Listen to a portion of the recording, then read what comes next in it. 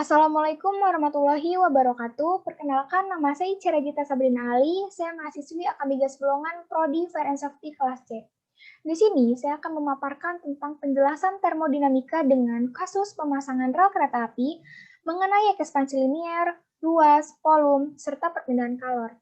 Nah, Anda mungkin pernah melihat sambungan rel kereta api dibuatnya renggang. Hal ini dibuat untuk menghindari akibat terjadinya pemuaian.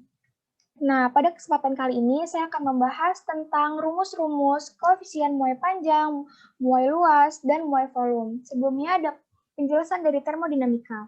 Termodinamika adalah fisika energi, panas, kerja, entropi, dan kespontanan proses. Termodinamika berhubungan dekat dengan mekanika statistik di mana hubungan termodinamika berasal. Pada sistem tempat terjadinya proses perubahan wujud atau pertukaran energi, termodinamika klasik tidak berhubungan dengan kinetika reaksi. Termodinamika merupakan cabang ilmu fisika yang mempelajari proses ketika usaha diubah menjadi kalor dan ketika kalor diubah menjadi usaha. Variabel-variabel yang sangat diperhatikan dalam cabang ilmu termasuk suhu, kalor, energi, tekanan, dan volume. Di sini saya akan menjelaskan rumus koefisien yang pertama, koefisien muai panjang, koefisien muai luas, dan yang terakhir koefisien muai volume. Yang pertama ada koefisien muai panjang. Pemuaian panjang, pemuaian pada rel kereta api termasuk ke dalam pemuaian yang panjang, yaitu bertambahnya ukuran panjang suatu benda karena menerima kalor. Sambungan tiap rel terdapat celah-celah yang memisahkan antara batang besi satu dengan yang lainnya. Celah ini merupakan ruang untuk besi memuai. Jikalau tidak ada celah antara sambungan besi, rel kereta api akan membengkok dan tentunya akan berbahaya bagi kereta. Koefisien muai panjang, jika suhu atau temperatur dari sebuah benda naik, kemungkinan besar benda tersebut akan mengalami pemuaian. Misalnya, sebuah benda yang memiliki panjang LO pada temperatur T akan mengalami pemuaian panjang sebesar delta L jika temperatur dinaikkan sebesar delta T. Secara matematis, rumus pemuaian panjang sebagai berikut.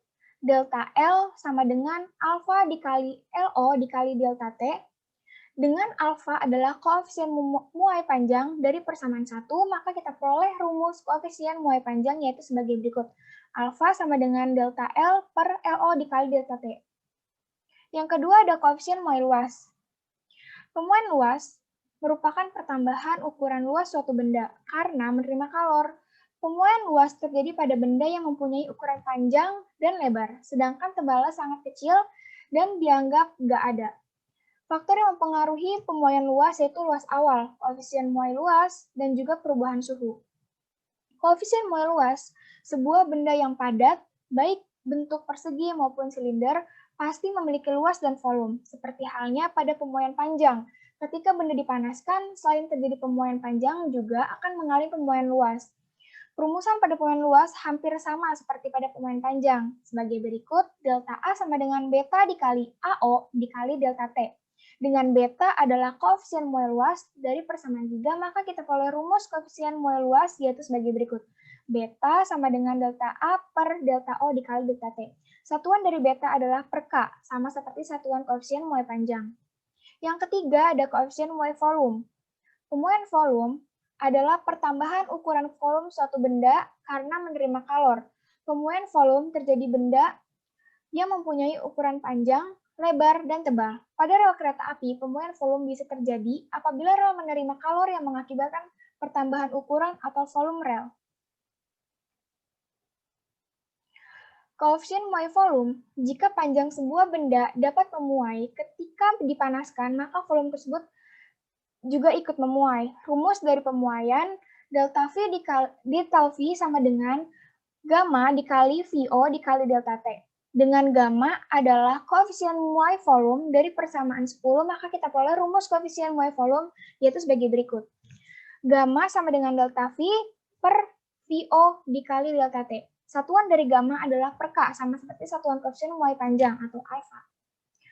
Ada contoh soal di mana sebatang rel kereta api memiliki panjang 30 meter ketika suhu 30 derajat. Untuk menguji sifat termal rel tersebut, maka dilakukan percobaan dengan menaikkan suhunya menjadi 45 derajat, sehingga panjangnya menjadi 30,0075 meter. Jika rel diuji pada suhunya 5 derajat Celcius, maka panjangnya menjadi berapa?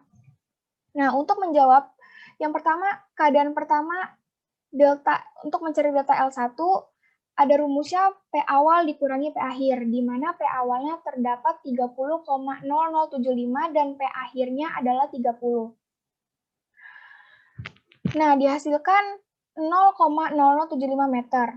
Untuk mencari delta T1, ada rumusnya yaitu T akhir dikurangi T awal, di mana T akhirnya 45 derajat Celcius dikurangi T awalnya adalah 30 derajat Celcius, dihasilkan jadi 15 derajat Celcius.